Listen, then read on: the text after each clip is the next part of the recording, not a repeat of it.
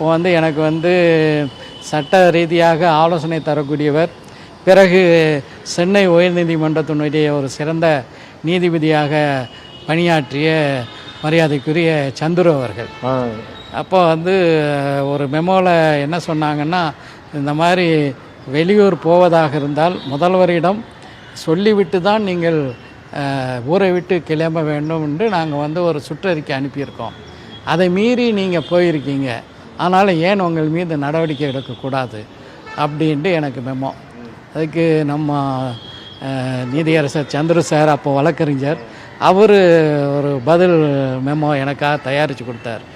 Your so called circular cannot be rice to the statue அப்படின்னு இது பண்ணிட்டார். அதாவது நீங்கள் அனுப்பிய அந்த சுற்றறிக்கை ஒரு சட்டமாக உயர்த்தப்பட முடியாது. Your so called circular cannot be raised to the pedestal of a statue. இதுதான் அவர் எழுதி கொடுத்த வார்த்தை.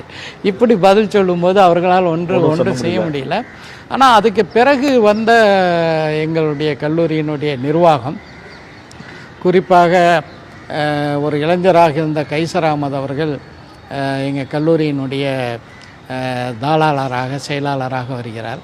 அதே போல் இன்னொரு வரலாற்று ஆசிரியராக இருந்த மறைந்த பேராசிரியர் முனைவர் மேஜர் சையத் சஹாப்தீன் கல்லூரி முதல்வராக வருகிறார். அவர்கள் எல்லாம் என்னுடைய பணிகள் முக்கியமானது, சமூகத்துக்காக செய்யக்கூடிய ஒன்று, மனித உரிமை தளத்தில் ஆற்றக்கூடிய பணிகள், இவற்றையெல்லாம் உணர்ந்து எந்த வகையான என்னுடைய இந்த பொது வாழ்க்கையில் நான் ஈடுபடுவதற்கு எந்த வகையான தடங்களும் இல்லை. இன்னொன்றையும் சொல்ல மறந்துட்டேன். என்னென்னா, இந்த மாணவர் இயக்கம் காலகட்டத்திலேயே மனித உரிமை தளத்தில் செயல்பட வேண்டுங்கிற ஒரு பெரிய ஆவல் நம்முடைய PUCL கேள்விப்பட்டுவீங்க, மக்கள் சிவில் உரிமை கழகம்.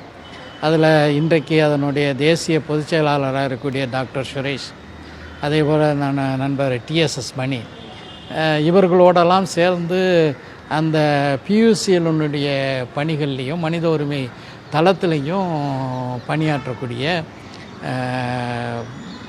வாய்ப்பு எனக்கு கிடைத்த அந்த பணிகளையும் செஞ்சோம். குறிப்பாக நானும் மறைந்த என்னுடைய சகோதரன் SM பாக்கரும் இருவருமே சேர்ந்து மாணவர் இயக்கத்திலையும் ஒன்றாக இருந்தோம்.